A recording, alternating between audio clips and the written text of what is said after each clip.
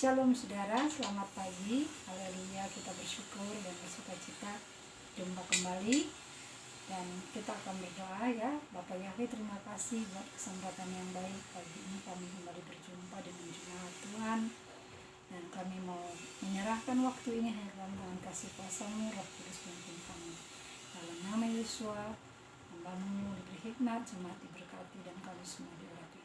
Dalam nama Yesus kami berdoa. Haleluya. Amin.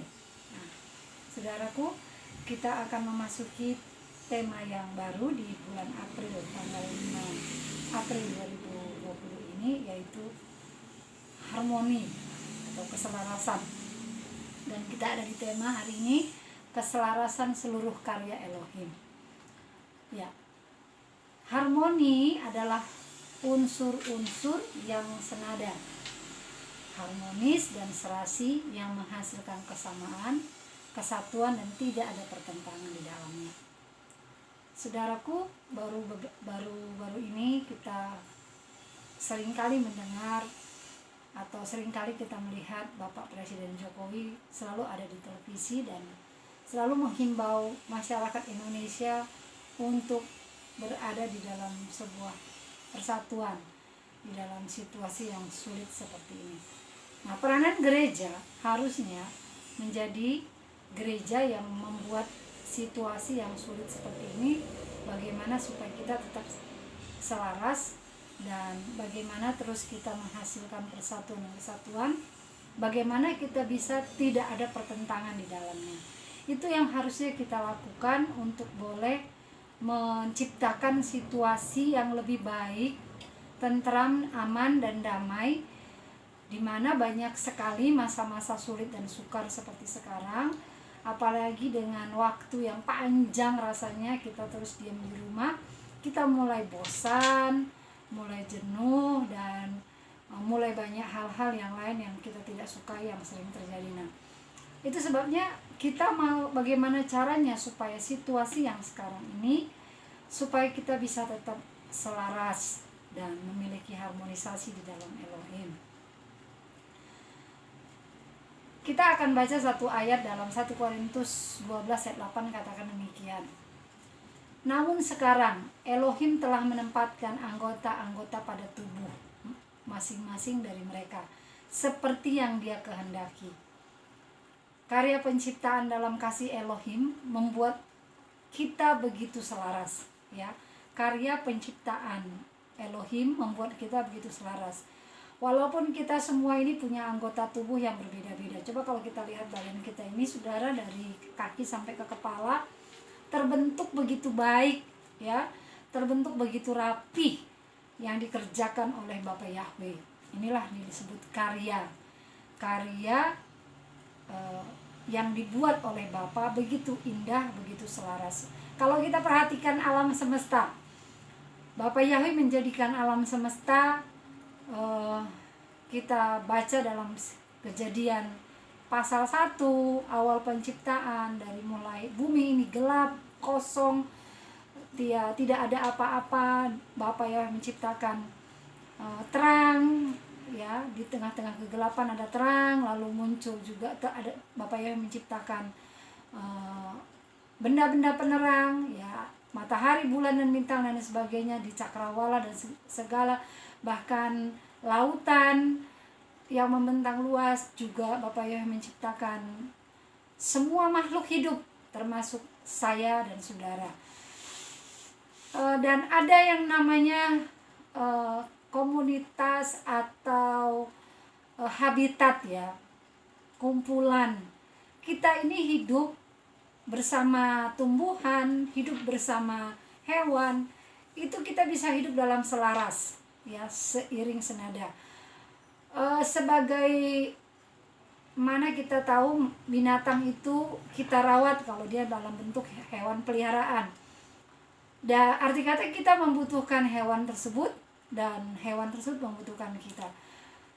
Hewan-hewan buas sekalipun yang ada di hutan, mereka adalah binatang ciptaan Elohim yang dia membutuhkan keselarasan hidup dengan alam semesta di mana dia tinggal. Demikian juga kita, saudara, di masa-masa sekarang ini, Ya, satu ayat dalam 1 Korintus 3 ayat 9 10 katakan, sebab kami adalah rekan-rekan sekerja Elohim, kamu adalah barang Elohim, bangunan Elohim. Sesuai dengan anugerah Elohim diberikan kepadaku, selaku ahli bangunan yang bijaksana, aku telah meletakkan fondasi, dan yang lain membangun di atasnya, namun biarlah masing-masing memperhatikan bagaimana dia membangun di atasnya.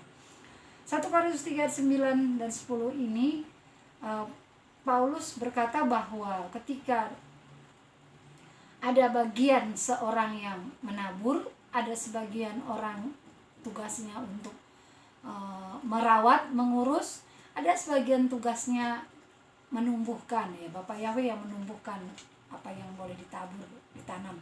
Nah saudaraku, berarti itu semua bisa berlangsung yang disebut harmoni, keselarasan, ya, bisa terjadi di dalam kehidupan ini.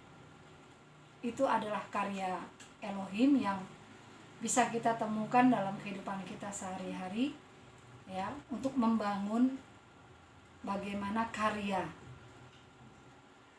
keselarasan Elohim itu ada di atas bumi ini.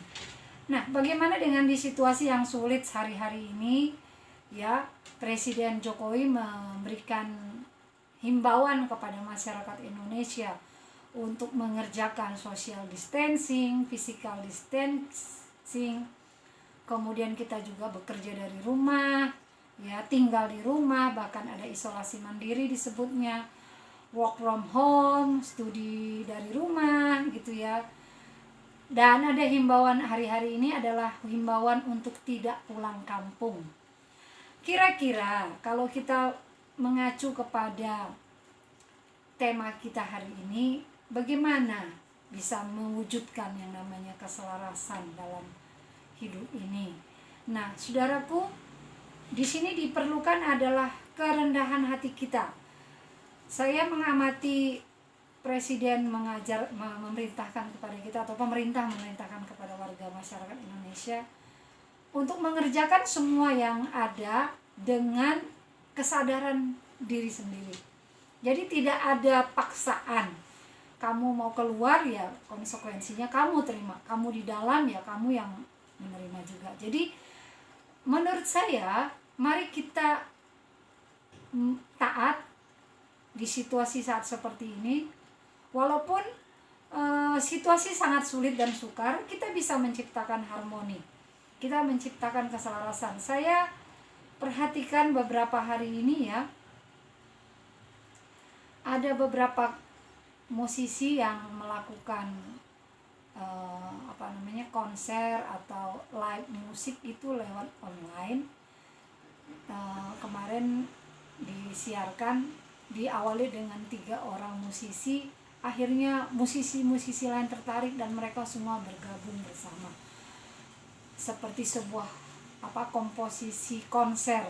Itu sangat luar biasa, dan ternyata itu bisa memunculkan sebuah alunan pujian yang indah dan merdu dan menghasilkan kebersamaan. Dan inilah yang disebut dengan harmoni, saudara.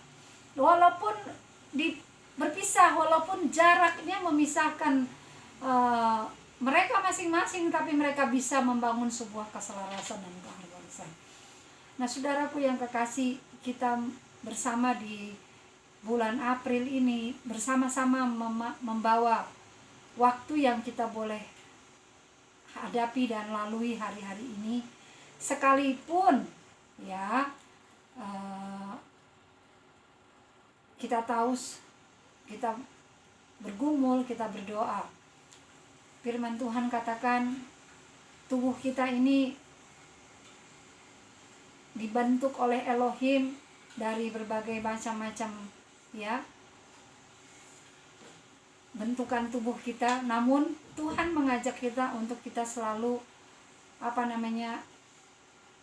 bagaimana bisa kita menjadikan tubuh kita menjadi sesuatu yang bermanfaat, sesuatu yang berguna. Walaupun kita berbeda-beda, walaupun kita di situasi yang sulit sekarang, mungkin kita nggak berinteraksi, nggak menemukan lagi konfrontasi secara langsung. Tetapi media kadang-kadang malah membuat terjadi sebuah konflik, justru muncul kadang-kadang walaupun nggak berjumpa. Nah, saudaraku, kita tahu Elohim membentuk Anda dan saya, menjadikan kita di alam semesta ini tentunya ada maksud tujuan yang mulia dan indah. Kita mau mengerjakan waktu kita dengan baik dan benar untuk kita boleh masuk ke dalam situasi yang sulit dan sukar ini, untuk bersama-sama tetap bertahan, taat dan setia dan maju terus di dalam Elohim. Saudara, saya mengingatkan kembali menjadi sebuah perhatian konsentrasi kita kepada kisah Raja Asa 2 Tawarikh 14 itu. Katakan, apa sih yang menyebabkan Asa itu menang di tengah-tengah peperangan yang dia hadapi, melawan bangsa yang besar, juga melawan kekuatan tentaranya yang besar. Nah, hal yang dilakukan oleh Asa ketika negeri yang dia pimpin itu mendapatkan ketenangan, ya saudara bisa baca di 2 Tawarikh 14. Saya hanya mengingatkan kembali, Asa melakukan yang baik dan benar di depan mata Yahweh. Itu yang pertama. Yang kedua, Asa menyingkirkan mesbah-mesbah ilah asing. Yang ketiga, Asa memerintahkan bangsa Yehuda mencari Yahweh. Lalu yang keempat, Asa memerintahkan bangsa Yehuda untuk melakukan Torah dan perintah-perintahnya. Yang kelima, Asa membangun kota-kota berkubu di Yehuda supaya negara itu aman. Lalu yang keenam, Asa mengajak bangsa Yehuda untuk membangun tembok-tembok, menara-menaranya, daun-daun pintu, gerbangnya, dan palang-palangnya. Inilah yang menyebabkan kenapa bangsa Yehuda pada saat itu menjadi tenang, saudara. Ya.